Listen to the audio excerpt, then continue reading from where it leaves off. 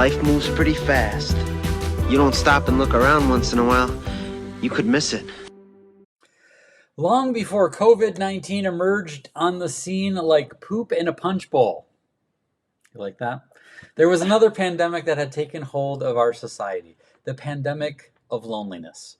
We're supposedly more connected than ever with the little internet-enabled devices we carry with us everywhere. And yet, loneliness, depression, and suicide are at all-time highs. Kim and I noticed this phenomenon well before COVID, but the pandemic has exacerbated the problem bigly. This leads me to think about the connection between two seemingly unrelated movies that came out the same year. The wonderfully uplifting A Beautiful Day in the Neighborhood, starring Tom Hanks as Mr. Rogers, and the disturbingly violent, award-winning film The Joker, with Joaquin Phoenix in the title role. Now, the greatest talent Fred Rogers had, and there were many, was his extraordinary ability to make everyone around him feel seen. It seems as though he had an otherworldly ability to make every person he encountered feel like the most important person in the world. Now, if you pay close attention to the Joker, a big reason Arthur Fleck transformed into a diabolical murderer was that he felt unseen. He was constantly ignored, passed by, and walked over, which led to disastrous results.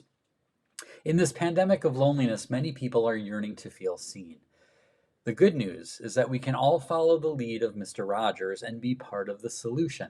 There is no special talent involved, no barrier to entry. In fact, Fred's wife said she hated when people called him a living saint because it made him seem like what he did was unattainable.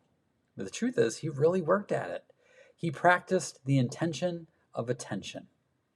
Try closely observing the people you encounter. Look for something they do well or a trait you appreciate about them. Then, and this is the important part, tell them. You could point out something positive you notice about a young person in your life. Thank a team member for a job well done, highlighting something tangible they contributed. Or just give the lady in the supermarket checkout lane a simple but specific compliment. Don't worry if you feel like you're pointing out the obvious. I can assure you that most people underestimate their good qualities and will benefit from the reminder. The intention of attention will make you look like a superhero in that person's eyes, and your small act can be a game changer in their life. Now, the flip side of the coin is when you are feeling lonely or unseen yourself. What then? It's natural to want to be noticed, to feel seen. But sometimes you have to be willing to allow yourself to be seen first. I grew up painfully shy, with a preference to stay sequestered away from uncertainty. But that is not what life is for. Eventually, my faith saved me in that regard. It gave me the courage to step out, speak up, and be vulnerable. And my faith continues to remind me that even though I may feel lonely, I'm never alone.